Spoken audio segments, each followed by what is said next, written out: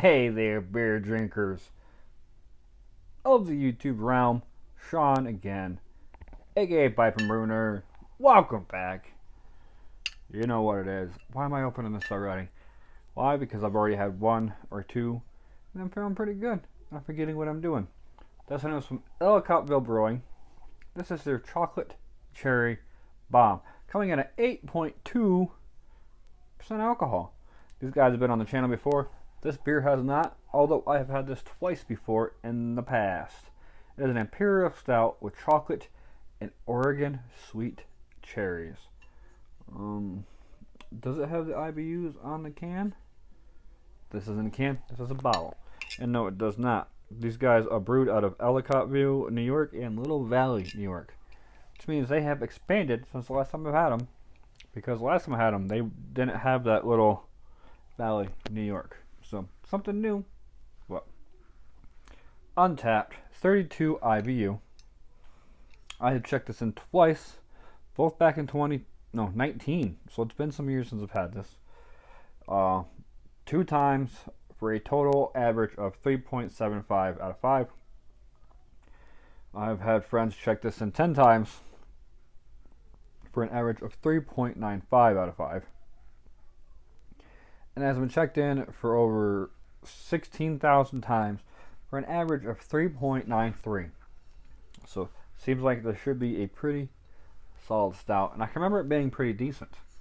Not like amazing, but decent enough. And as I'm looking around the bottle, in hopes that there's some form of a date code, I'm not seeing anything. But being that it's a stout at 8.2%, I'm not worried about when this was bottled. Yeah, we're just gonna get right into it then. Label out.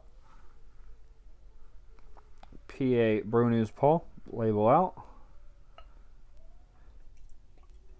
Pour her nice and easy now. Don't want to go too crazy. What the girls go crazy? Chocolate cherry bomb.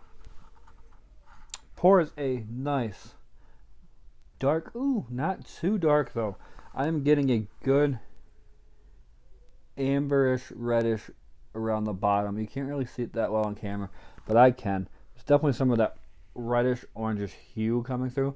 So it's not super solid like black oil dark.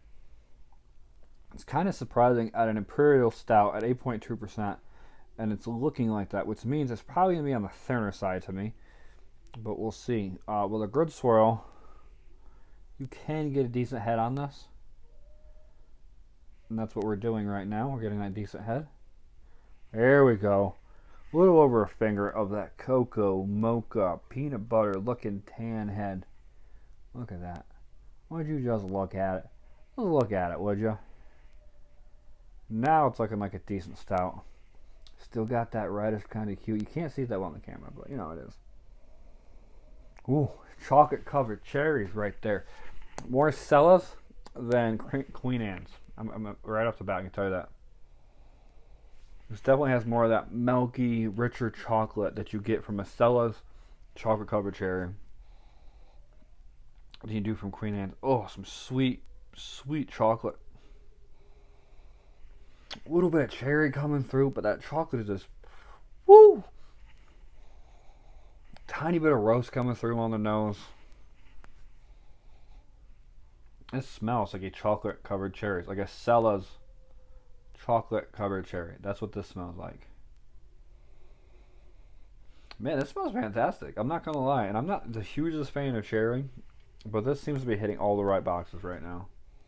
I've also been in the mood for a stout lately. Weather's been colder, snow, rain, wind, and I seem to have an abundance of like IPAs and pilsners in my fridge. Pilsners, lagers, IPAs, like more summer, spring type beer. And I think it's because I went crazy on all the stouts and porters that I had, and I drank the crap right out of them. So I've just been craving them, and this is like, it smells fantastic. It smells like I should hit the spot, but I don't want to get my hopes up. But it's time to do it. It's time to take the plunge.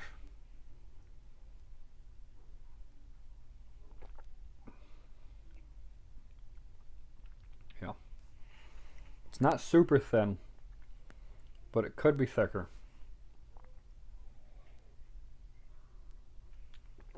Especially at 8.2. I want my stout to be a little bit thicker. Um, Cherry comes out good. Good amount of cherry. It gives you like a good tartness even.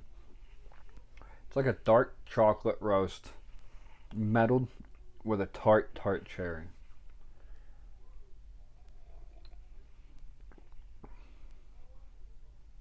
Yeah, it could just be a little bit thicker.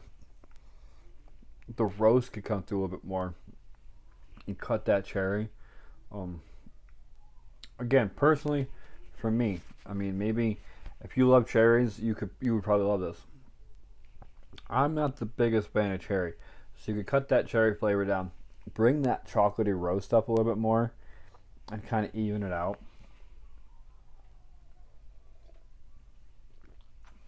Maybe that roast will thicken it up. Just like it just needs a little bit more to it. It's like right there on the edge of being like that good thickness. Got a little bit more. Tone that cherry down quite a bit. It's a good sipper. It's not like a dessert only beer sweet, but it's on the sweeter side for sure, for sure.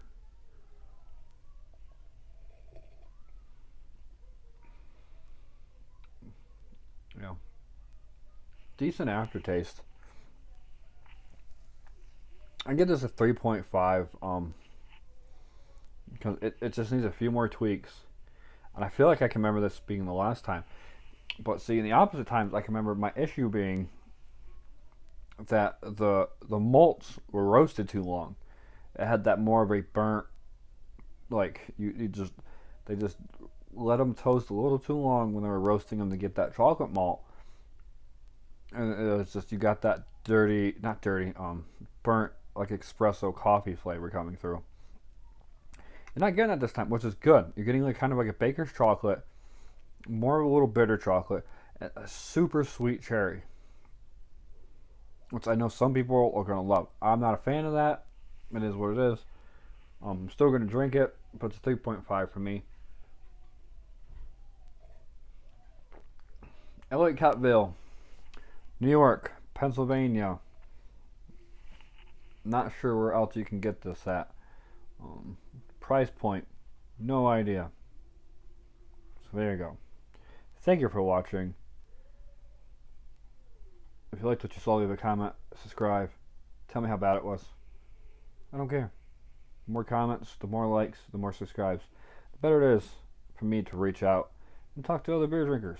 So until next time, cheers.